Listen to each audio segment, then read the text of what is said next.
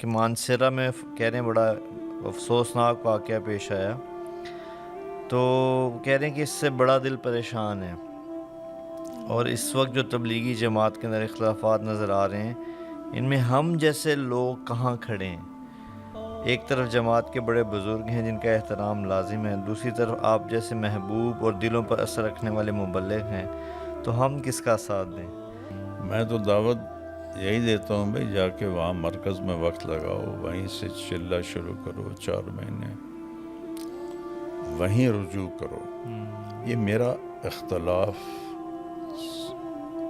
ان سے ذاتی طور پر ہے، لیکن میں تبلیغ سے کسی کو روکوں یا ریونڈ سے روکوں، یہ تو پھر بددیانتی ہوگی۔ اختلاف میرا حق ہے جو اللہ نے مجھے دیا ہے۔ کہ وہ کہہ رہے ہیں کہ آپ نے اپنے اوپر ہونے والی تنقید زیادتی کا کبھی جواب نہیں دیا، ہمیشہ صبر اور خاموشی اختیار فرمائی، لیکن اس معاملے میں آپ نے خاموشی کیوں توڑی؟ وہ پوچھنا ہی چاہ رہے ہیں مولانا، کیا یہ آپ کی ذات کے لیے تھا یہ خاموشی توڑنا، یا دین کے لیے تھا؟ تو 1980 سے میرے اوپر الزام لگنے شروع ہوئے، تاحال جو میری ذات پر تھے اس پر تو میں نے ایسی خاموشی اختیار کی جو اقبال کے شعر کا مصرع، ایسا سکوت جس پر خاموشی بھی قربان ہو، ایسا سکوت رکھا۔ جب کام پر کسی قسم کی کوئی شکل آتی تھی میں بولتا تھا، میرے اوپر کوئی الزام لگے میں خاموش رہا، ایک زندگی بھری پڑی اس میں خاموشی۔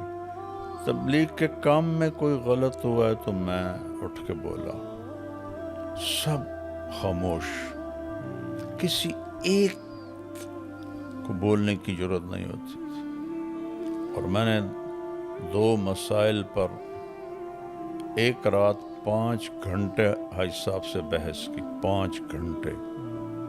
مجھے پتا ہے یہ میرا محسن بیٹھا ہے، لہذا میرے لہجے میں ادب بھی تھا، عاجزی بھی تھی۔ وہ جیسے بھی ابھرتے تھے ان کو حق حاصل تھا۔ مانسہرہ میں معاملہ میرا نہیں تھا، یہ میڈیا والوں نے بیان نہیں دیا تو یہ کر دیا، اور اگر بیان کی وجہ سے میں نے لڑنا ہوتا تو پچھلے 40 سال سے میں تو بھگت رہا تھا یہ چیزیں۔ دکھ سے میں نے کہا، اس کے نتیجے میں جو ہوا اس پر میں بولا کہ جس راستے سے میں نے جانا تھا وہاں 27 گاڑیاں کھڑی کر دی، 3 راستے اور تھے اجتماع گاہ کو، ان میں کھڈے کھود دیے۔ ایک چشمہ گزرتا تھا تینوں راستوں سے، اس پر انہوں نے لکڑی کے پل بنائے تھے، وہ پل توڑ دیے۔ میڈیا استعمال کرنا شروع کر دیا، اس لیے نکال دیا۔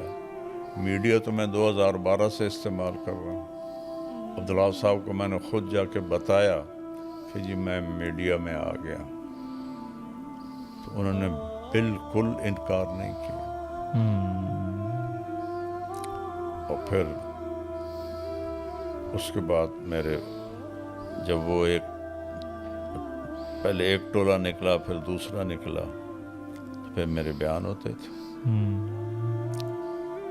تو حاج صاحب خود بیٹھ کے سنتے تھے، عصر کے بعد میرا بیان خود رکھواتے تھے، کبھی طے نہیں ہوتا تھا تو پھر جا کے مشورہ سناتے تھے، فرماتے طارق جمیل کا بیان رکھو یہاں۔ کہنے والوں نے یہ کہا کہ آپ کو بیان نہ دینے کی ایک بہت بڑی وجہ یہ ہے کہ آپ پاکستان میں ایک باقاعدہ سیاسی جماعت کے کارکن بن چکے ہیں۔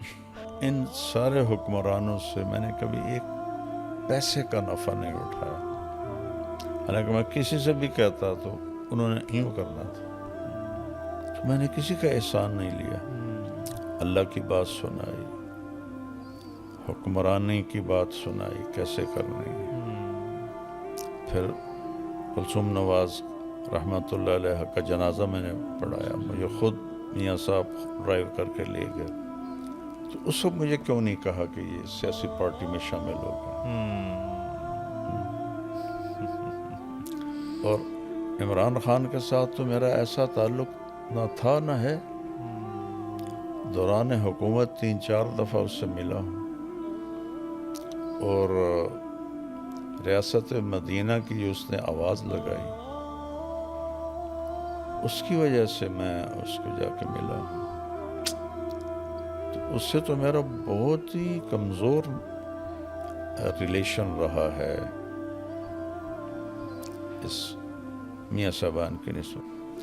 اس سارے معاملے میں جو منفی تبصرے ہوئے سوشل میڈیا پر، یہ سارے وہ تھے بولنے والے جو آج تک مجھے کبھی نہ ملے ہیں نہ مجھے ذاتی طور پر جانتے ہیں۔ جی تو میں ان سب کا شکر گزار ہوں کہ امام ابو حنیفہ رحمۃ اللہ علیہ کہ جب کوئی غیبت کرتا تھا نا جی تو اس کو مٹھائی کا تھال بھیجتے تھے کہ آپ کی مہربانی، آپ نے اپنی نیکیاں مجھے بھیج دیں۔ تو مجھے تو پتہ نہیں یہ کہاں سے ہیں، کہاں کے ہیں، کون ہیں، کیا ہیں۔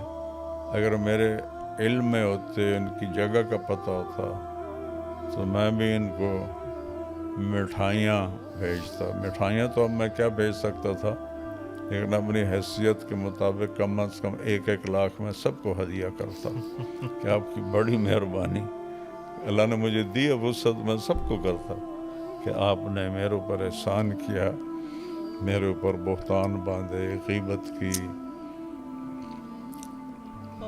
مجھے کسی نے بتایا، ایک نے تو کہا کہ تم مکے میں جا کے توبہ کرو تب تمہاری توبہ قبول ہوگی۔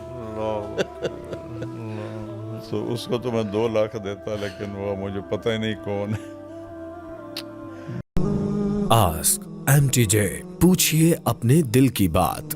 اپنے سوالات ای میل کریں manager@tariqjamilofficial.com۔ اس کے علاوہ آپ اپنے سوالات مولانا کے آفیشیل فیس بک اور انسٹاگرام پر بھی پوچھ سکتے ہیں۔ بسم اللہ الرحمن الرحیم، والصلاة والسلام علی نبی الامین وعلی آلہ واصحابہ اجمعین۔ میرے انتہائی قابل احترام ناظرین، السلام علیکم۔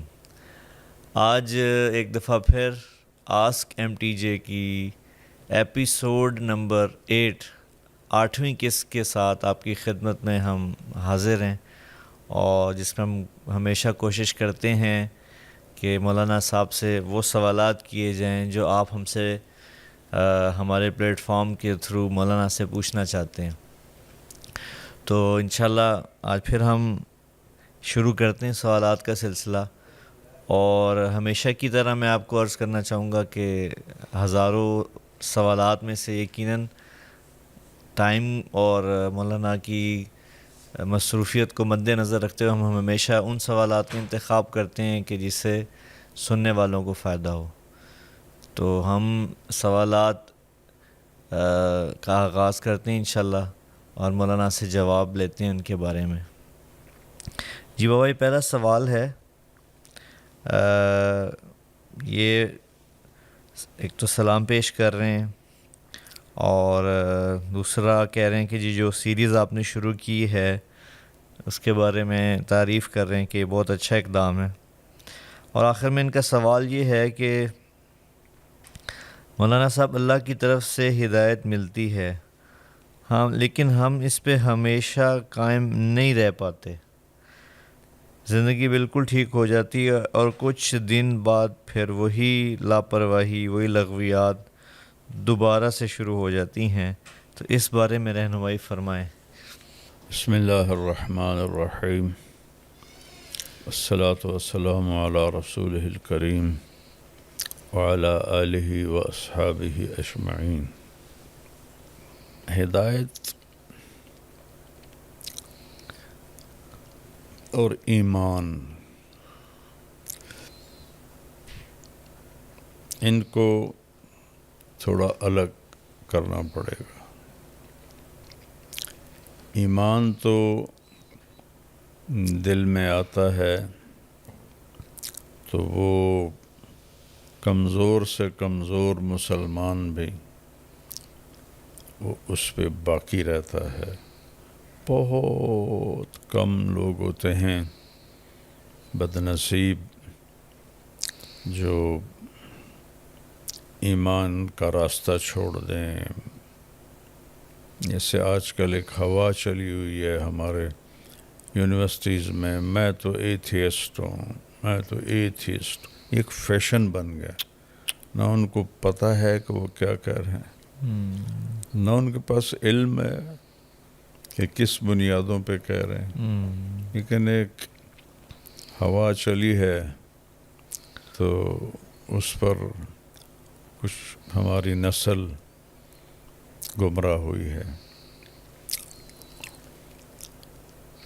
لیکن اللہ کا شکر ہے ساری امت مسلمہ کمزور سے کمزور بھی ایمان پہ باقی ہوتا ہے۔ ہدایت وہ نور ہے جس سے آدمی عمل پہ قائم ہوتا ہے۔ اب ہدایت کبھی کم ہوتی ہے، کبھی زیادہ ہوتی ہے، کبھی درمیان میں ہوتی ہے، تو اس لیے اللہ تعالیٰ نے کسی دعا کا مانگنا فرض قرار نہیں دیا۔ صرف ایک دعا ہے جس کو اللہ نے کہا مانگو، یہ تم پر فرض ہے، اہدنا الصراط المستقیم، یا اللہ ہمیں سیدھا راستہ دکھا، ہمیں ہدایت دے۔ جی تو پھر اس کا تکرار فرض کیا، 17 رکعتیں تو فرض ہیں، ہر رکعت میں مانگو اہدنا الصراط المستقیم۔ اس کے بعد سنت نوافل ان کی تو کوئی انتہا کوئی نہیں، جتنے مرضی کوئی نفل پڑھ لے، اور سنت مؤکدہ بھی مخصوص ہیں۔ ہر نفل، ہر سنت غیر مؤکدہ، ہر سنت مؤکدہ میں اللہ تعالیٰ نے کہا مانگو اہدنا الصراط المستقیم۔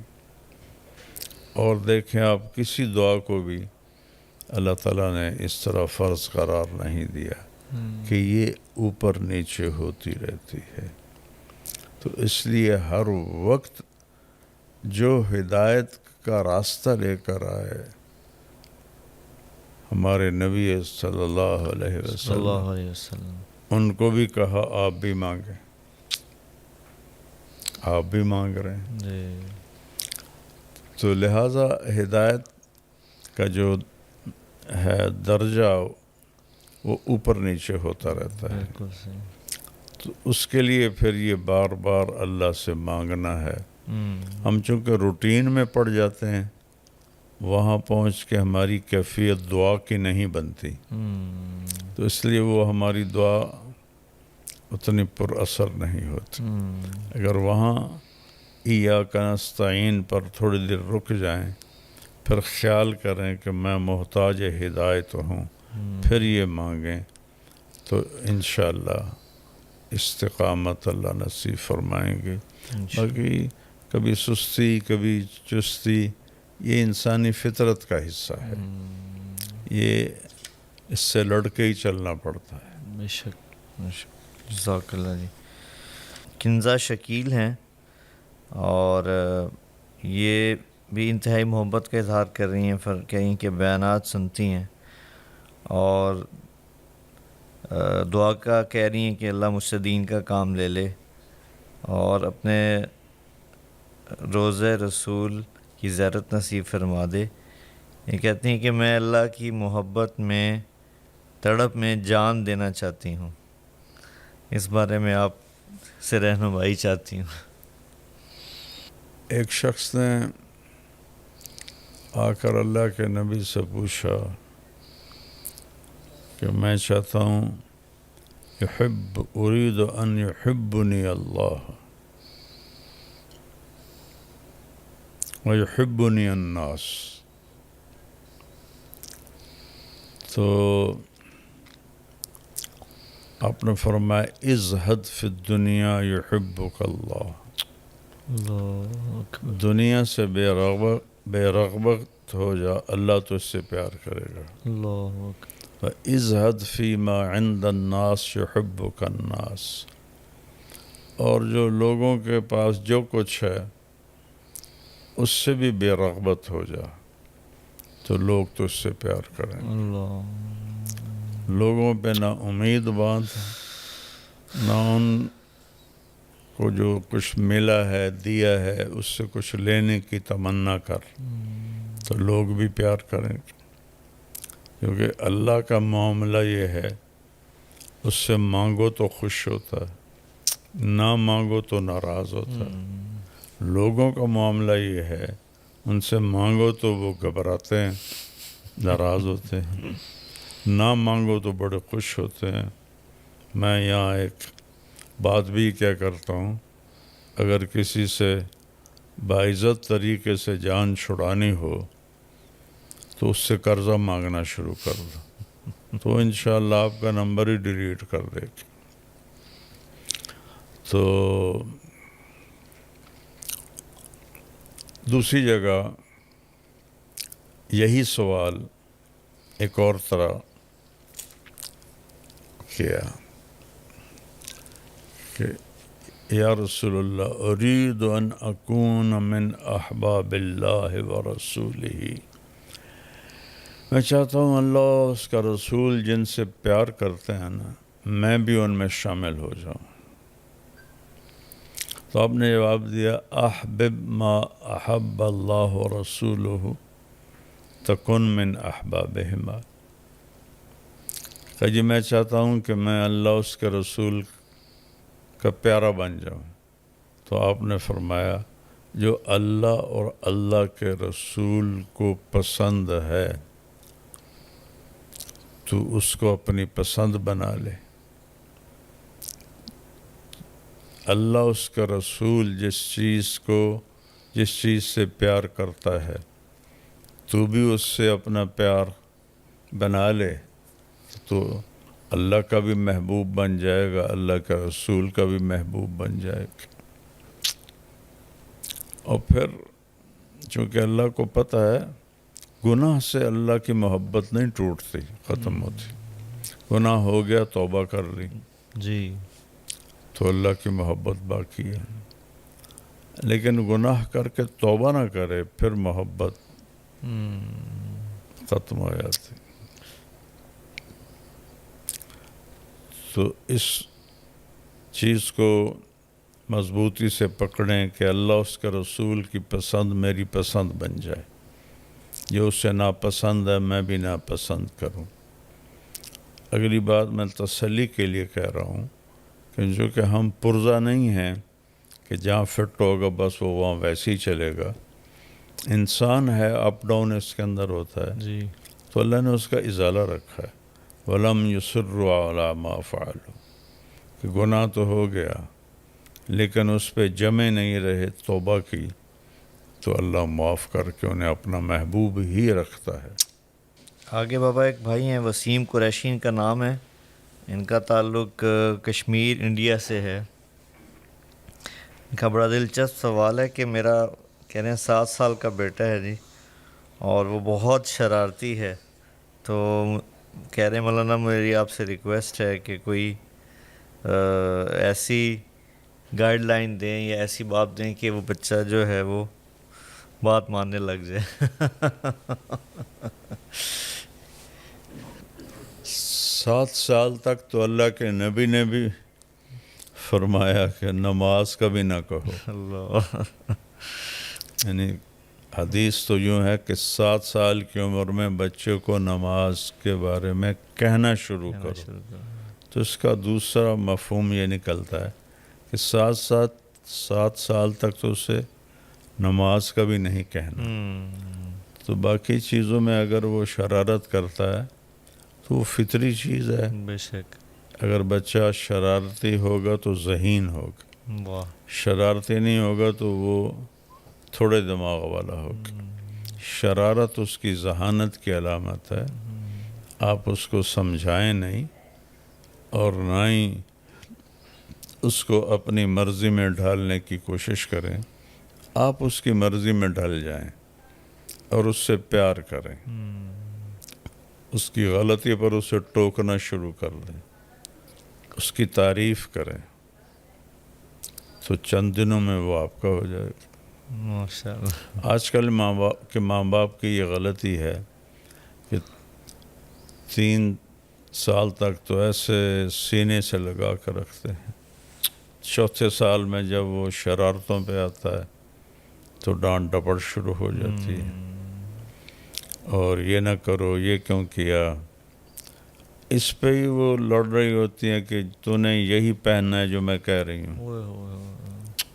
وہ معصوم بچہ کہتا نہیں میں نے یہ نہیں پہننا، کتنی جگہ میں نے دیکھا ہے مائیں پٹائی کر کے وہی پہنا رہی ہوتی ہیں، اتنی بے وقوف ہیں۔ تو اس طرح بچے کو جیسے دودھ پیتے بچے کو لیا جاتا ہے نا، ایسے ہی اس کے بڑا ہونے تک یہی سلوک اس کے ساتھ رکھنا ہوتا ہے۔ وہ چونکہ تھوڑا سا نکلتا ہے تو اس کو ڈانٹ ڈپٹ تھپڑ بے عزت کرنا شروع ہو جاتے ہیں، تو پھر اس کے اندر جو ماں باپ کی محبت ہوتی ہے وہ جذبے سرد ہو جاتے ہیں۔ اس کے اوپر کہ 3 سال کے بچے کو اسکول بھیجتی ہیں، وہ رہی صحیح کسر بھی نکل جاتی۔ 3 سال کی عمر تو اس کو ماں کی گود چاہیے، اس کا اسکول ماں کی گود ہے، باپ کی چھاؤں ہے، وہ نہ ماں دیتی ہے نہ باپ دیتے ہیں۔ بس اسکول بھیجنا ہے، دیکھتے ہیں روتے روتے جا رہے ہوتے ہیں، روتے روتے آ رہے ہوتے ہیں، تو یہ سارے ترقی یافتہ ملکوں میں 7 سال سے پہلے بچے کو پڑھاتے نہیں ہیں، لے لیتے ہیں لیکن کھیل کود اس میں ان کو لگاتے ہیں۔ یہاں 3 سال کے بچے کا اتنا بڑا بستہ بن جاتا ہے۔ میں وہاں فیصل آباد میں جو لاؤنج میں داخل ہو تو اتنا بڑا بیگ پڑا ہوا تھا، میں نے کہا یہ کپڑوں کا بیگ یہاں سیڑھیوں پہ پڑا ہے، یہ کیا بات ہوئی؟ تو میں نے پوچھا نوکرانی سے کہ یہ بیگ یہاں کیوں پڑا ہوا کپڑوں کا؟ کہا جی یہ کپڑوں کا بیگ نہیں، علی میاں کا بستہ ہے۔ علی اس وقت غالباً 4تھی میں پڑھتا تھا۔ تو ایک اسکول والوں کی طرف سے بہت لالچ میں آ کر نسل کو تباہ کر رہا ہے، لیکن میں ان کو الزام نہیں دیتا، والدین کو الزام دیتا ہوں کہ جو 3 سال کے بچے کو اسکول بھیجتے ہیں، فیوچر بن جائے، فیوچر۔ اور اسکول کالج میں تو انسان ہی نہیں بنتے تو فیوچر کیا بنے گا؟ انسان تو بنتا ہے اللہ کے قرآن کو سیکھنے سے اور نبی کی زندگی کو سیکھنے سے، وہ وہاں ہے ہی نہیں۔ 12 جماعتیں تو میں نے بھی پڑھی ہیں، تو اچھے اسکول میں اچھے government college top of the list تھا جب میں گورنمنٹ کالج لاہور میں داخل ہوا تھا، لیکن کبھی نہیں سنا کہ اچھا انسان کیسا ہوتا ہے، نبی کیسے تھے، تو پھر انہیں کیسے پتہ چلے گا؟ وہ حیوان بن جاتے ہیں۔ اس لیے اب ہمارے کالج یونیورسٹیز بچے بچیاں نشوں میں ڈوبے ہوئے، تو محبت دیں، پیار دیں، ٹائم دیں، وہ آپ کی ماننے لگ جائے گا۔ نہ آپ ٹائم دیتے ہیں، نہ محبت دیتے ہیں، نہ اظہار محبت کرتے ہیں، تو پھر وہ کیسے کرے گا؟ تالی تو دونوں ہاتھوں سے بجتی ہے۔ اچھا بابا، آگے طاہر صادق ہیں، یہ پوچھنا چاہتے ہیں ان کا کہ مانسیرہ میں کہہ رہے ہیں بڑا افسوسناک واقعہ پیش آیا، تو کہہ رہے ہیں کہ اس سے بڑا دل پریشان ہے، اور اس وقت جو تبلیغی جماعت کے اندر اختلافات نظر آ رہے ہیں ان میں ہم جیسے لوگ کہاں کھڑے ہیں؟ ایک طرف جماعت کے بڑے بزرگ ہیں جن کا احترام لازم ہے، دوسری طرف آپ جیسے محبوب اور دلوں پر اثر رکھنے والے مبلغ ہیں، تو ہم کس کا ساتھ دیں؟ اور یہ جو اتحاد اور جوڑ کی فضا ہے، اس کو یہ دوبارہ تبلیغ میں واپس کیسے آئے گی؟ کیسے تبلیغ کا کام جڑے گا؟ اس میں ہم آپ کی رہنمائی چاہتے ہیں۔ اللہ تعالیٰ کے محبوب صلی اللہ تبارک و تعالیٰ علیہ وسلم نے صلی اللہ علیہ وسلم 4 دعائیں مانگی تھیں۔ مسجد اجابہ وہاں بنائی گئی، 1000 اور تقریباً 1040 سال تک تو وہ مسجد قائم تھی۔ اب جب توسیع حرم ہوئی تو اس کو پھر وہاں سے ہٹا دیا گیا، توڑ دیا گیا کہ یا اللہ ان پر کوئی آسمانی عذاب نہ آئے جو انہیں ہلاک کر دے، تو اللہ تعالیٰ نے فرمایا قبول ہے۔ ان پر کوئی زمینی ایسا عذاب نہ آئے جو انہیں ہلاک کر دے، اللہ نے کہا قبول ہے۔ ان پر کوئی ایسا دشمن مسلط نہ ہو جو انہیں ہلاک کر دے، آپ نے کہا قبول ہے۔ چوتھی دعا مانگی ان میں اختلاف نہ ہو، تو اللہ نے فرمایا اختلاف تو رہے گا، یہ امتحان ہے میرے محبوب، مجھے امتحان بھی تو لینا ہے، یہ امتحان ہے، رہے گا۔ ایک دفعہ ایک اونٹ آیا اور آپ کے پاؤں میں گر کے وہ فجرجرا، جرجرا عربی میں اور بلبلاہٹ اردو میں، بلبلانے لگا اور آنکھوں میں آنسو۔ صحابہ بھی بیٹھے ہوئے تھے، تو وہ آپ نے فرمایا کہ تمہیں پتہ ہی ہے کیا کہہ رہا ہے؟ صحابہ نے کہا جی ہمیں تو نہیں پتہ۔ کہ یہ کہہ رہا ہے کہ جب میں جوان تھا میرا مالک مجھ سے کام لیتا رہا، اب میں بوڑھا ہو گیا ہوں تو مجھے ذبح کرنا چاہتا ہے،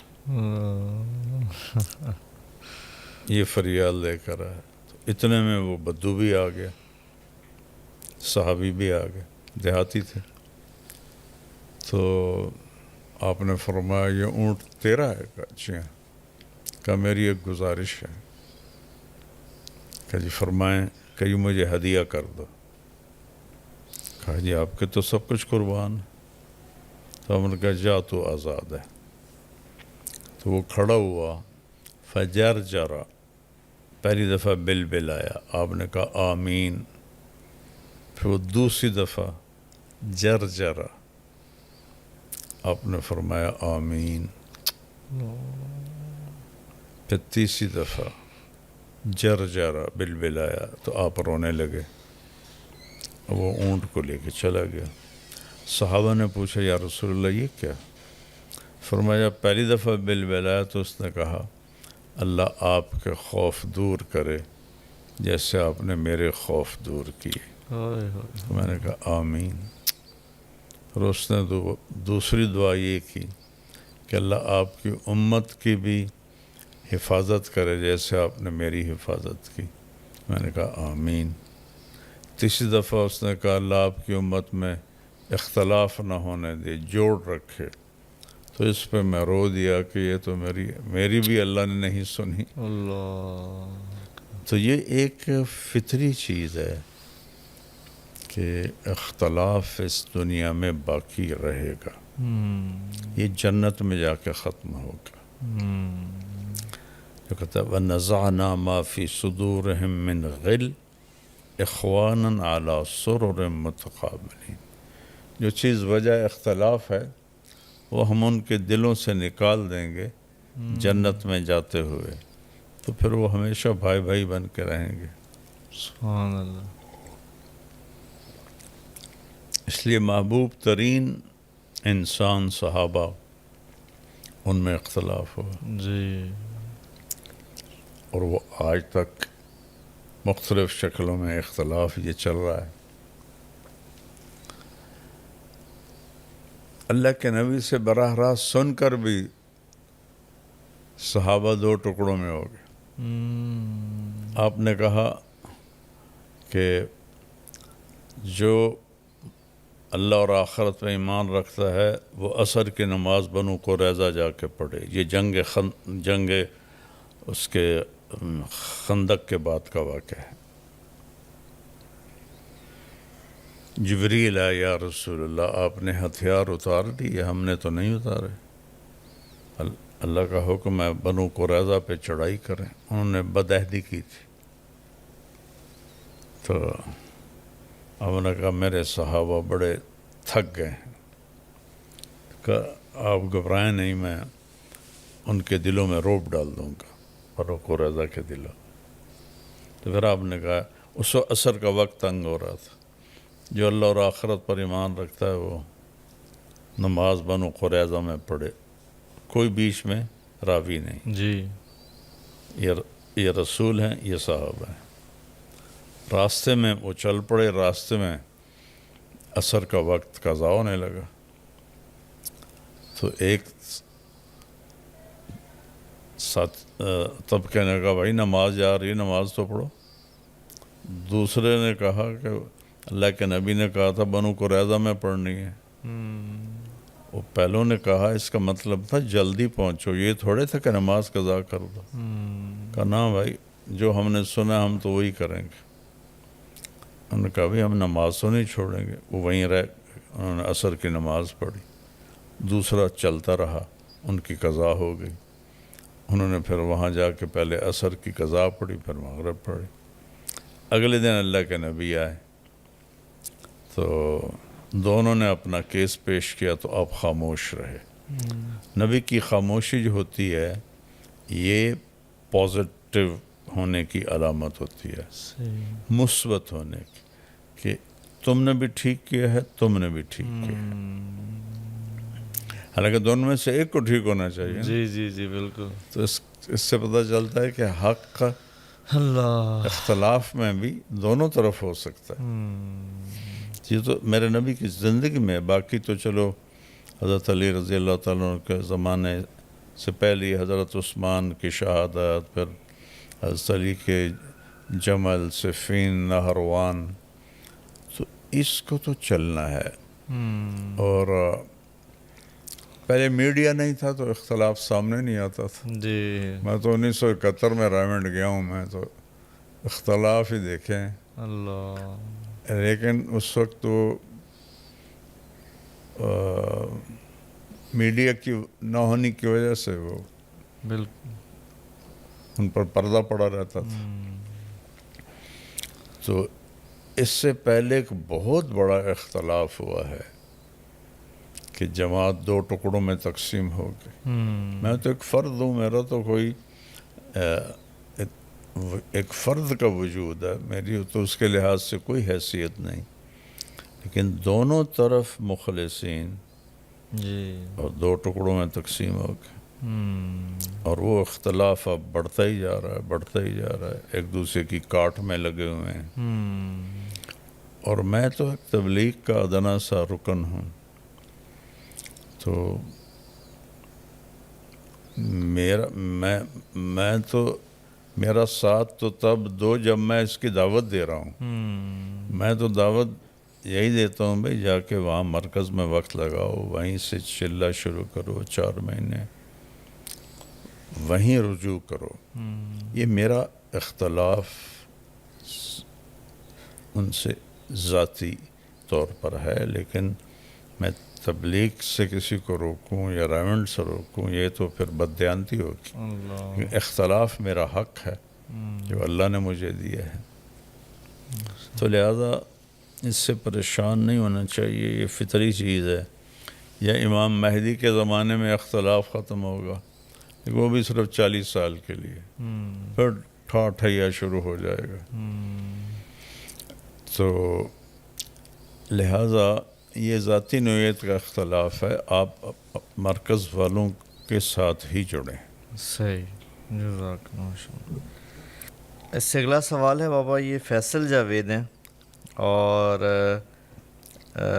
ان کا چونکہ یہ سوال آپ کی ذات سے متعلق ہے اور اس واقعے سے اس لیے آپ کے سامنے ہم پیش کر رہے ہیں کہ وہ کہہ رہے ہیں کہ آپ نے اپنے اوپر ہونے والی تنقید زیادتی کا کبھی جواب نہیں دیا، ہمیشہ صبر اور خاموشی اختیار فرمائی، لیکن اس معاملے میں آپ نے خاموشی کیوں توڑی؟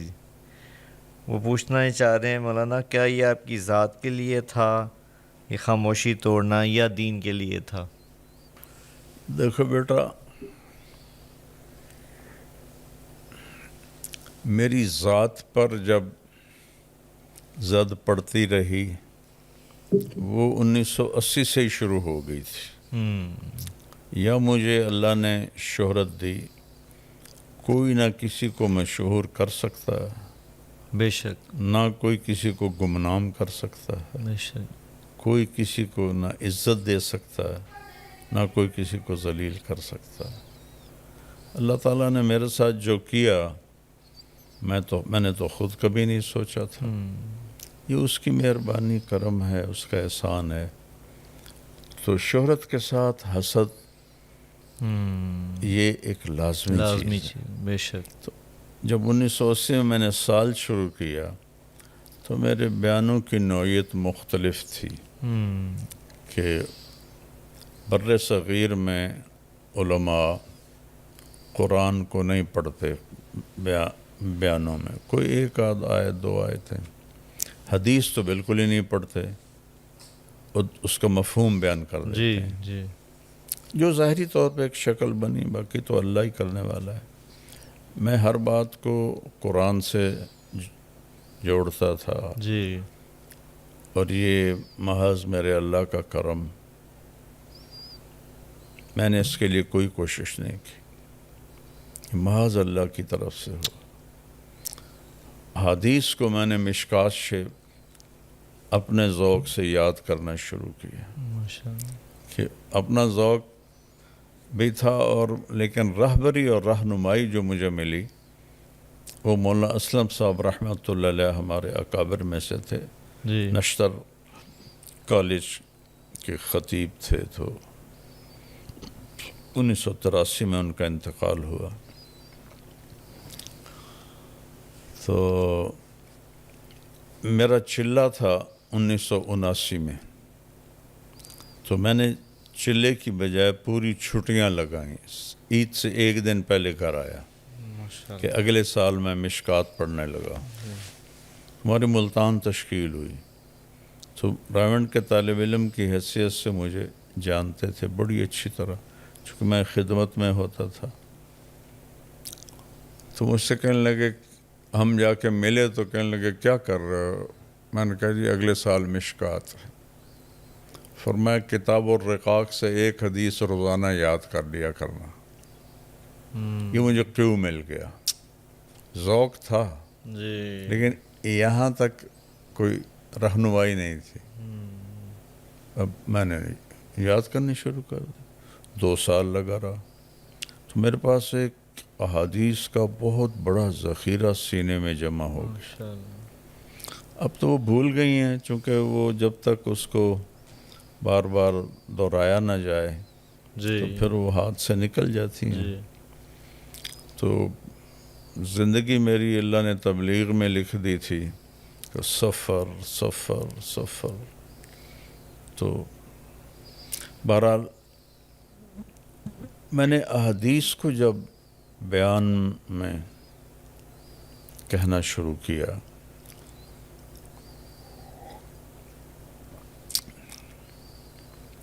تو اس کا علماء پر، عوام پر اللہ نے بہت بڑا اثر ڈالا۔ بے شک، چھوٹا سا واقعہ یاد ہے، سیوال پڑھتے تھے دورے میں، تو میں جمعرات کے ایک دن کی جماعت کبیر والے لے کر آیا، تو مفتی عبدالقادر صاحب رحمۃ اللہ علیہ اس وقت وہاں نماز پڑھاتے تھے اور دارالافتاء میں بیٹھتے تھے۔ تو انہوں نے مغرب کے بعد کھڑے ہو کے خود اعلان کیا، اور پہلا جو لفظ بولا وہ مجھے یاد ہے، باقی نہیں۔ اب دیکھو بات کو 40-45 سال ہو گئے کہ دیکھو بھائی الجنس الی الجنس جمیل، بھینسیں بھینسوں کی بہنیں ہوتی ہیں، یہ اس کا اردو محاورہ ہے. آپ بھی طالب علم ہیں اور یہ بھی طلبہ ہیں، آپ کے پاس آئے ہیں، سب بیٹھ کے ان کی بات سنیں. میرا تو کوئی تعارف نہیں تھا. جی تو مولانا منظور الحق صاحب رحمۃ اللہ علیہ تھے، مولانا عبد الخالق صاحب رحمہ اللہ جنہوں نے مدرسہ بنایا، ان کے بھتیجے تھے. وہ بہت راسخ عالم تھے اور خاص طور پر منطق کے تو وہ بادشاہ تھے. وہ بھی بیٹھ گئے، مجھے نہیں پتا وہ بیٹھے ہوئے ہیں. ایک ہمارا جماعت کا ساتھی طالب علم ان کے ساتھ بیٹھا تھا. تو جب بیان ختم ہوا تو کہنے لگا اٹھیو بھائیا، میرے اتنے بھی اثر ہو گیا کہ دائیں نہ لکھا دے. ان کی ہماری زبان تھی ان کی، اٹھیو بھائیا میرے اتنے بھی اثر ہو گیا کہ دائیں میں نہ لکھا دوں. تو یہ ایک وہابی چیز تھی. تو 1980 سے میرے اوپر الزام لگنے شروع ہوئے. تاحال جو میری ذات پر تھے اس پر تو میں نے ایسی خاموشی اختیار کی.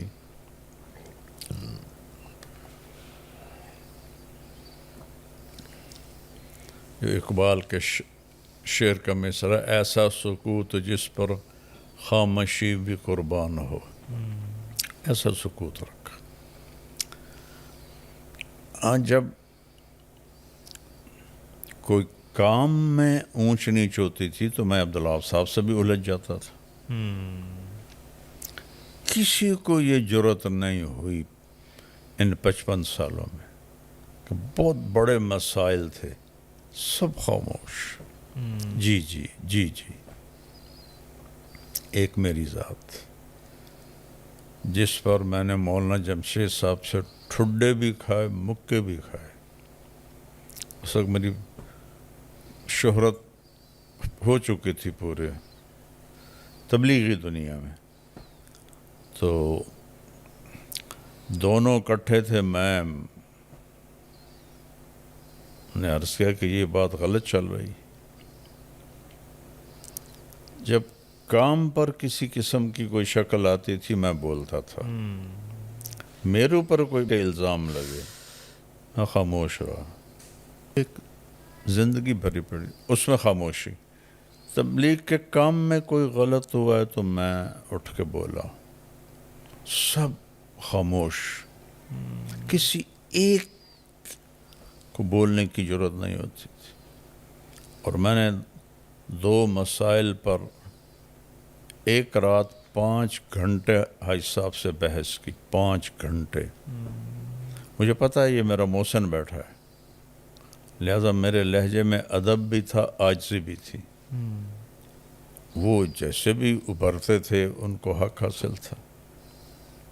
2 مسائل میں 5 گھنٹے ایک رات، پھر ایک رات چھوڑ کر 5 گھنٹے دوسری رات مدینہ منورہ میں.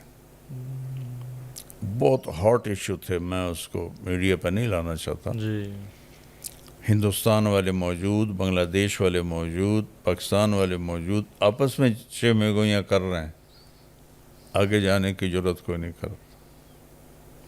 تو اللہ تعالیٰ نے مجھے یہ جرأت دی تھی کہ اگر کام پر کوئی حرف آتا تھا میں بولتا تھا. پھر میں جیسے آپ فرمائے نہیں کہتا تھا. جب مولانا جمشید صاحب نے مجھے مارا نا، وہ ایک دعوت چل گئی تھی، ہم خلیفہ ہیں خلیفہ ہیں. تو اس پر میں نے حاج صاحب سے کہا کہ یہ تو بدعت ہے، یہ تو کسی نے یہ دعوت نہیں چلائی. اوپر سے مولانا جمشید صاحب رحمہ اللہ کی. تو انہوں نے حاج صاحب نے فرمایا اپنے استاد سے بات کر لیں. تو مولانا جمشید صاحب تو فنا فی الشیخ عبد الوہاب رحمہ اللہ تھے. تو ہاں کہنے لگے کیا کہتے ہو؟ میں نے کہا یہ جو خلیفہ کی دعوت چلی ہے یہ غلط. تو مولانا اس کے دلائل دینے لگے. اب وہ چیز ہی بے بنیاد تھی تو دلائل بھی رقیق تھے. وہ میں رد کر دیتا تھا ادب کے ساتھ، جی بہت احترام کے ساتھ، کوئی مناظرے کی شکل نہیں. جی دو میرے محسن بھی ہیں اور روحانی باپ بھی ہیں. جی تو جب آخر میں مولانا جمشید صاحب رحمۃ اللہ علیہ ہر بات کا میں نے جواب دیا اور میری دلیل وزنی تھی، ان کو غصہ چڑھ گیا. کہنے لگے حاج صاحب اس کو اس کے حال پہ چھوڑ دیں، یہ اس سے اپنے علم کا تکبر ہے.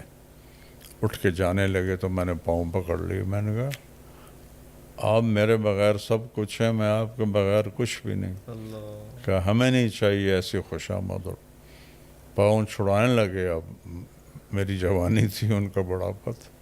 انہوں نے اوپر سے مجھے مارنا شروع کیا مکوں سے. اللہ اور انہوں نے مجھے مارے مکے تو میرے ہاتھ کمزور ہو گئے، تو نیچے سے یوں ٹھڈا مارا مجھے ایسے کر کے 2 دفعہ، یوں لگا مجھے. تو میں نے چھوڑ دیا، چلے گئے. تو میں نے عبداللہ صاحب رحمۃ اللہ سے کہا دیکھیں آپ کو لوگ کہتے ہیں جیسے آپ فرمائیں، اگر آپ نے مجھے پڑھایا نہ ہوتا تو میں بھی کہتا جیسے آپ فرمائیں. جب آپ نے میں قرآن و حدیث پڑھایا ہے، میں کبھی نہیں کہوں گا جیسے آپ فرمائیں. آپ دلیل دیں گے قرآن و سنت سے تو میں کہوں گا سمعا و طاعتا. لیکن صرف یہ کہ ہم یہ کہہ رہے ہیں یہ کوئی دلیل نہیں. تو اس طرح کے واقعات تو بھرے پڑے ہیں، جی لیکن میڈیا کی کوریج نہیں تھی. جی یہ جو واقعہ ابھرا ہے یہاں میں میری ذات کا کوئی تعلق نہیں صحیح کہ میں کبھی نہیں بولا. بالکل دکھ ہونا الگ بات ہے، جی لیکن میں بولا نہیں. صحیح مانسرا میں معاملہ میرا نہیں تھا، یہ میڈیا والوں نے بیان نہیں دیا تو یہ کر دیا. جی جی اور اگر بیان کی وجہ سے میں نے لڑنا ہوتا تو پچھلے 40 سال سے میں تو بھگت رہا تھا یہ چیزیں. جی میں نے تو کبھی بھی نہیں بولا میرا بیان کیوں نہیں کر رہا ہے. بلکہ ایک دفعہ میں عربوں میں بیان کر رہا تھا تو وہ جنت میں بیان کرتا تھا، یہ میری منفرد چیز تھی. تو وہ جوش میں اجتماع کی بات جی اچھل رہے تھے، تو ایک آئے شورا والے، انہوں نے ایسے کر کے مائک میرے ہاتھ سے چھینا سب کے سامنے. اور پھر چلو خود اپنی دعوت شروع کر دیتے. مائک میں کہا یوں تبلیغ نہیں ہوتی، اور اپنی بات شروع کر دی. میں چپ کر کے نیچے بیٹھ گیا کہ یہ نہ سمجھیں کہ میرے اندر کوئی رد عمل ہے. اب آپ پوچھو ان خطیبوں سے، ان سے کوئی صرف اٹھا دے، مائک نہ چھینے، یہ کیا کریں گے؟ میں نے تو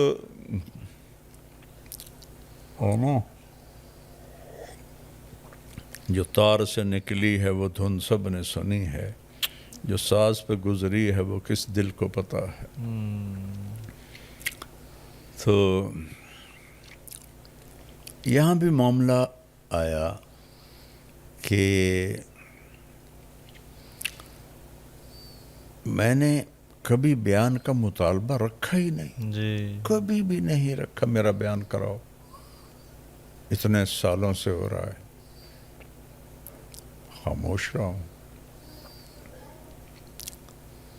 یہاں انہوں نے، میں نے کہا میرا ظہر کا بیان کروا دو، مجمع بہت زیادہ آیا نوجوانوں کا میرے نام پر. تو سارے خاموش بیٹھے رہے تو مجھے تھوڑی دکھ ہوا، چونکہ مولوی خورشید کا تو میں نگران تھا جب یہ رائمنڈ پڑھتا تھا، چھوٹا تھا، اور مولانا جمشید صاحب رحمہ اللہ نے مجھے اس کا نگران بنایا تھا. اور مولوی اعلیٰ کہ میرے سامنے بیٹھ کے ہدایات سنتا تھا، بیان سنتا تھا. تو چھوٹے بڑے کا احترام اس کو بھی الگ کر دو. تو میں نے چڑھ کے کہا ٹھیک ہے پھر میں کل کروں گا بیان.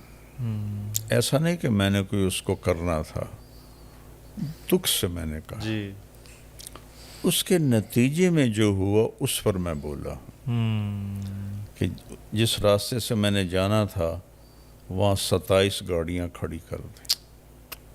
3 راستے اور تھے اجتماع گاہ کو، ان میں کھڈے کھود دیے. ایک چشمہ گزرتا تھا تینوں راستوں سے، اس پر انہوں نے لکڑی کے پل بنائے تھے. وہ پل توڑ دیے. اور اللہ. یہ بھی سننے میں ملا، چونکہ یہ تو ہمارے ساتھیوں نے خود آنکھوں سے دیکھا. جی. اور وہ جو ہوتی ہے نا نوکدار بجری، وہ بھی لا کے رکھ دی کہ اگر آنے کا پتہ چلا تو بچھا دیں گے، ٹائر پنچر ہو جائیں گے. واللہ عالم. اس کی مجھے تصدیق نہیں، جی. لیکن یہ 3 چیزوں کی مجھے تصدیق ہے. 27 گاڑیاں ایسے لگائیں کہ انسان بھی نہ گزر سکے. دونوں راستوں میں کھڈے، پل توڑ دیے. ممبر کو چاروں طرف سے کور کر دیا، پیرے کھڑے کر دیے. اور مانسرا مرکز کے طلبہ کو ممبر کے سامنے بٹھایا کہ اگر ہو سکتا میں ادھر سے آؤں تو وہیں سے مجھے پکڑ کے پیچھے کر. میں کوئی اتنا بے وقوف کہ میں یہ کروں گا. میری پچھلی زندگی نہیں دیکھتے وہ کہ میں نے کیا کیا. مجھے تو ممبر سے اٹھا دیا جاتا تھا بیان کرتے ہوئے کو.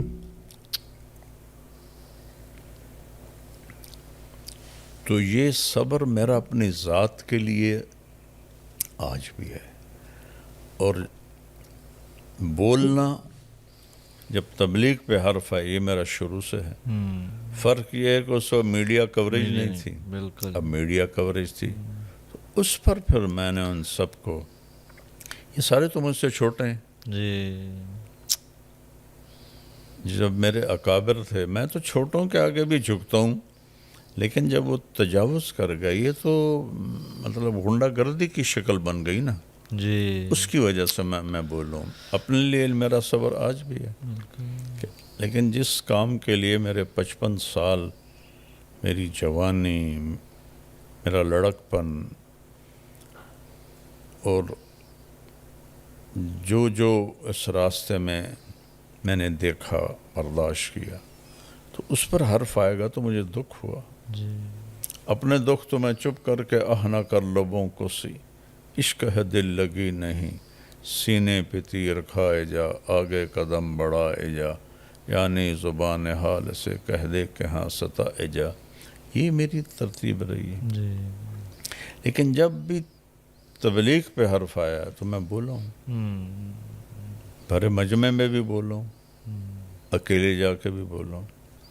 تو یہاں بھی مسئلہ تبلیغ کا تھا کہ کہاں دشمن کو بھی قریب کرنا، کہاں جس نے زندگی پوری لگا دی اس کو روکنے کے لیے یہ غنڈہ گردی کرنا.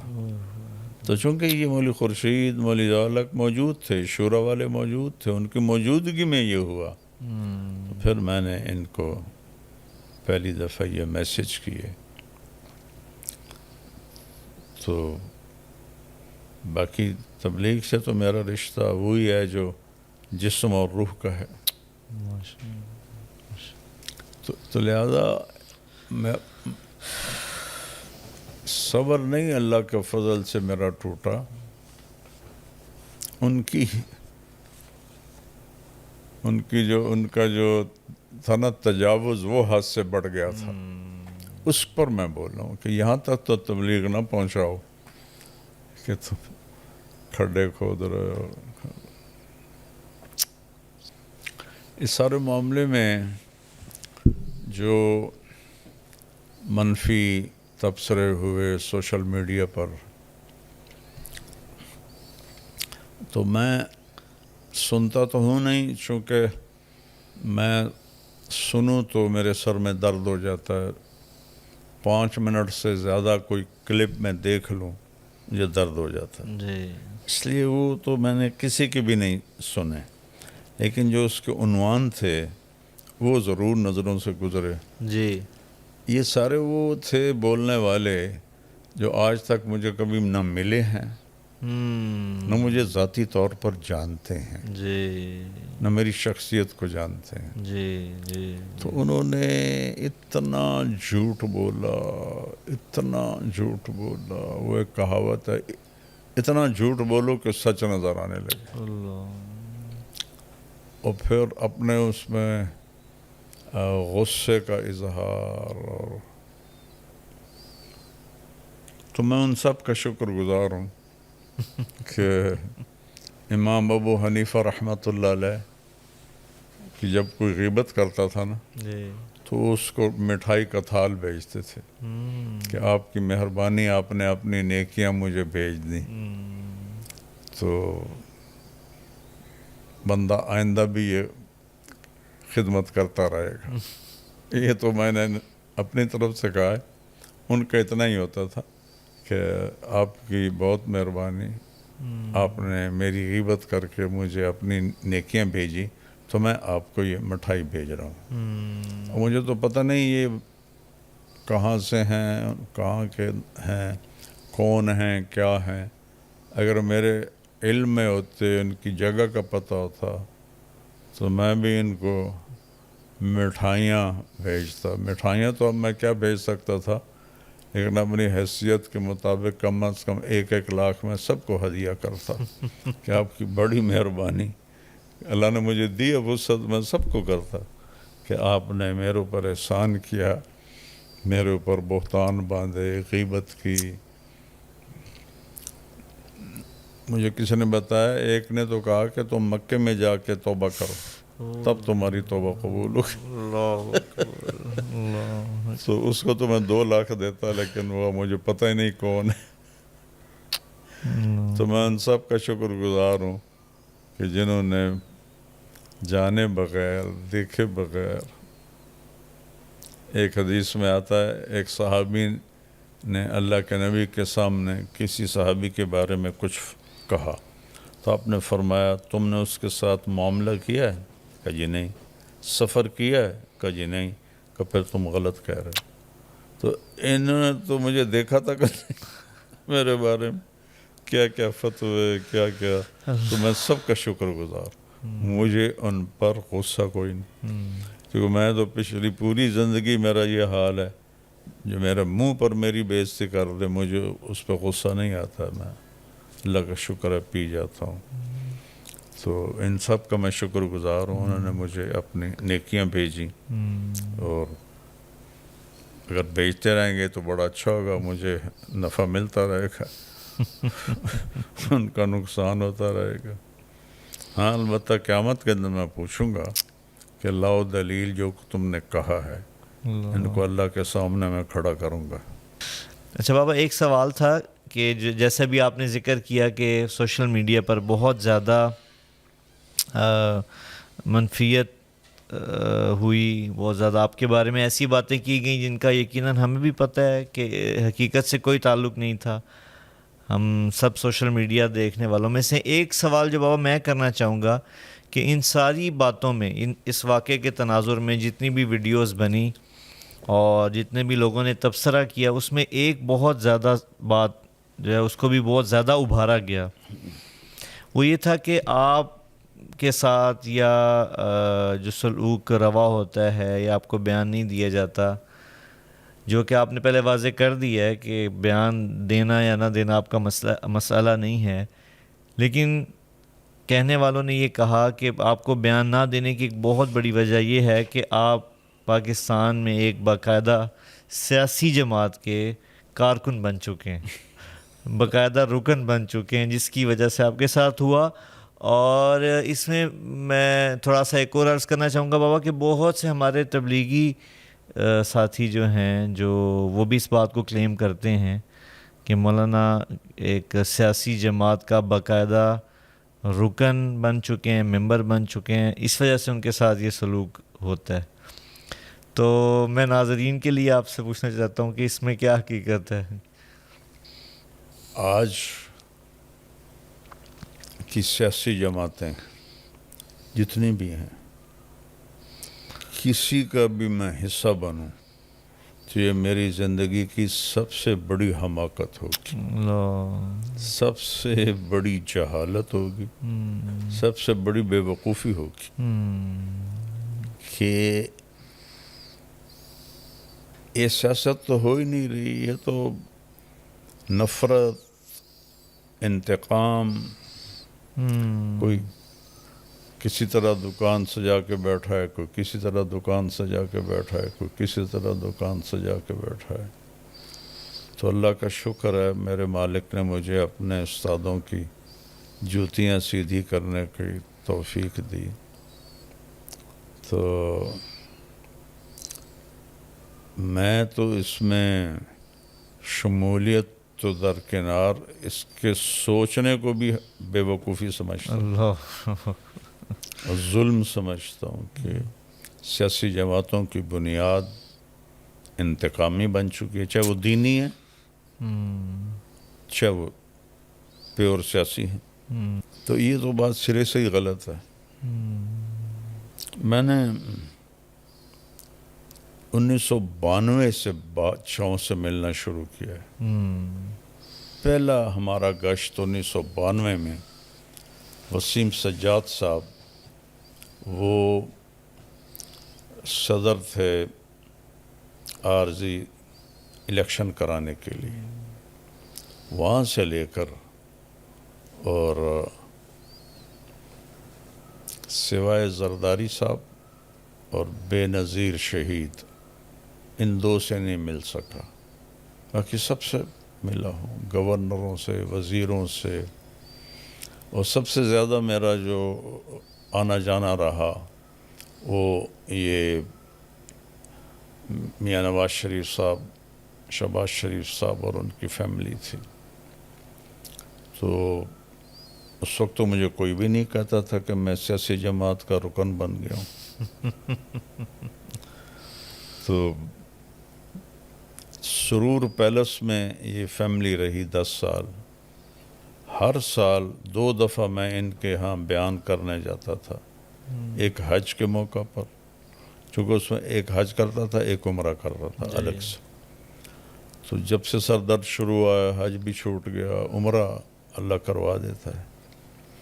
تو میاں صاحب کی اپنی ذاتی گاڑی آتی تھی، وہ مجھے لے کے وہاں پہنچاتی تھی سرور پیلس میں، اور وہاں کھانا ہوتا تھا، بیان ہوتا تھا. ان کی پوری فیملی، مستورات بھی، یہ دونوں بھائی بھی یہ ہوتے تھے. اور اس وقت میرے اوپر یہ لیبل نہیں لگا کہ میں نون لیگ میں شامل ہو گیا ہوں. اور میرا اللہ گواہ ہے ان دونوں بھائیوں نے مجھے بہت عزت دی، لیکن میں سوائے کھانے اور چائے کے میں ان کا زیر احسان نہیں. الحمدللہ. ان سارے حکمرانوں سے میں نے کبھی ایک پیسے کا نفع نہیں اٹھایا، حالانکہ میں کسی سے بھی کہتا تو انہوں نے یوں کرنا تھا. تو میں نے کسی کا احسان نہیں لیا. اللہ کی بات سنائی، حکمرانی کی بات سنائی کیسے کرنی ہے. پھر کلثوم نواز رحمۃ اللہ علیہ کا جنازہ میں نے پڑھایا، مجھے خود میاں صاحب ڈرائیو کر کے لے گئے. تو اس وقت مجھے کیوں نہیں کہا کہ یہ سیاسی پارٹی میں شامل ہو گئے.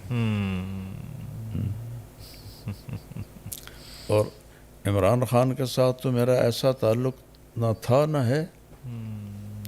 دوران حکومت 3-4 دفعہ اس سے ملا ہوں، اور ریاست مدینہ کی جو اس نے آواز لگائی اس کی وجہ سے میں اس کو جا کے ملا ہوں. تو اس سے تو میرا بہت ہی کمزور ریلیشن رہا ہے اس میاں صاحبان کی نسبت. ہاں، اپنے چودھری پرویز الہی صاحب، انہوں نے مجھے سب سے زیادہ عزت دی. جو میں نے کہا، جو کچھ کبھی، وہ انہوں نے مانا بھی صحیح.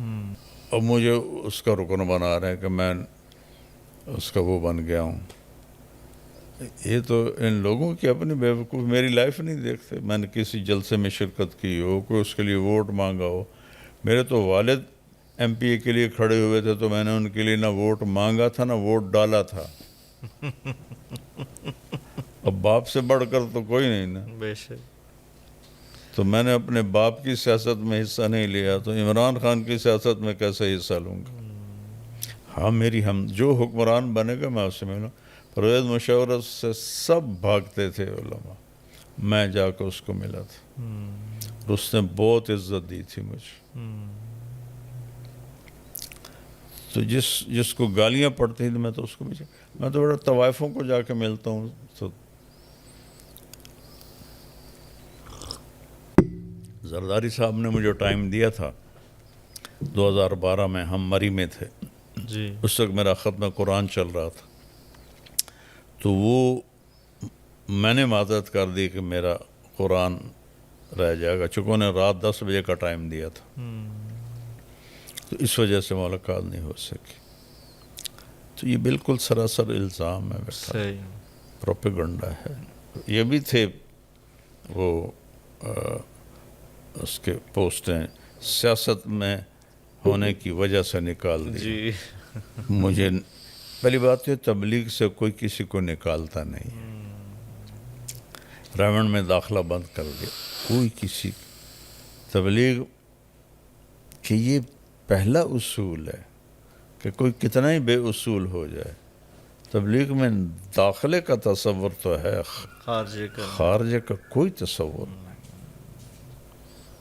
میرے سامنے کچھ مقیمین تھے 70-71 جب میں پڑھتا تھا، حاج صاحب کی کھلا مخالفت کرتے تھے، نام لے کے کرتے تھے. تو حاج صاحب سے پاورفل تو یہ نہیں ہے نا جو اب بیٹھے ہیں. جی. انہوں نے کبھی ان کو مرکز سے نہیں نکالا. تو ایک یہ کہ یہ سیاست معنی کی وجہ سے نکال دیا. جی. اور میڈیا استعمال کرنا شروع کر دیا اس لیے نکال دیا. میڈیا تو میں 2012 سے استعمال کر رہا ہوں. عبداللہ صاحب کو میں نے خود جا کے بتایا کہ جی میں میڈیا میں آ گیا، تو انہوں نے بالکل انکار نہیں کیا. اور پھر اس کے بعد میرے جب وہ پہلے ایک ٹولہ نکلا پھر دوسرا نکلا، تو پھر میرے بیان ہوتے تھے. تو حاج صاحب خود بیٹھ کے سنتے تھے. عصر کے بعد میرا بیان خود رکھواتے تھے. کبھی طے نہیں ہوتا تھا تو پھر جا کے مشورہ سناتے تھے نا، فرماتے طارق جمیل کا بیان رکھو یہاں. 2018 تک وہ زندہ تھے، میرے بیان تھے. تو اگر میڈیا اس کی وجہ ہے تو میڈیا تو 2012 سے چل رہا. بالکل. سیاست اس کی وجہ ہے تو میاں نواز شریف صاحبان سے جتنا میرا رہا ہے سفر اتنا تو کسی کے ساتھ بھی نہیں. میرا سفر تبلیغی سفر تھا. بے شک. کسی سے میں کوئی مفاد اٹھاتا تو پھر تو بات جی. تو یہ بہت ہی بیچارہ رائمنڈ سے نکال دیا. وہ کم از کم رائمنڈ والوں کو تو اتنا نیچے نہ گرا ہو کہ جو ان کے تصور میں بھی نہیں کہ ہم نے کسی کو نکالنا ہے. ان پہ یہ تو الزام ان پہ جا رہا ہے، بالکل میرے اوپر تو نہیں ہے جی. کہ رائمنڈ سے نکال دیا. تو یہ بالکل بہت ہی واہیات فضول باتیں ہیں جو میڈیا میں چلیں. اور یہ میڈیا میں آیا اس لیے نکال دیا، سیاست میں آیا اس لیے نکال دیا، رائمنڈ سے نکال دیا، سب بکواس ہے. میں عبداللہ صاحب کو بتا کے آیا تھا کہ اس طرح میرے ساتھ ہو رہا ہے، اور میں میڈیا کو دین کی ضرورت سمجھتا ہوں. یہ میرا اختلاف رائے. وہ حرام سمجھتے ہیں، میں کہتا ہوں یہ وقت کی ضرورت ہے. بے شک. میڈیا کو استعمال کرنا. بے شک. کس طرح اللہ نے ہر گھر میں بات پہنچائی، بے شک میری میڈیا کے ذریعے سے پہنچائی. بالکل. تو چیز غلط نہیں ہوتی، چیز کا استعمال غلط ہوتا ہے. جی بے شک. بے شک. جی معزز ناظرین، اسی کے ساتھ ہماری آسک ایم ٹی جے کی ایپیسوڈ نمبر 8 قسط نمبر 8 کا اختتام ہوا جاتا ہے. انشاءاللہ اللہ کی ذات سے امید ہے کہ بہت جلد ہم آپ سے نیکسٹ ایپیسوڈ میں ملیں گے. اس وقت تک کے لیے آپ سے اجازت چاہتے ہیں. اللہ نگہبان. آسک MTJ، پوچھئے اپنے دل کی بات.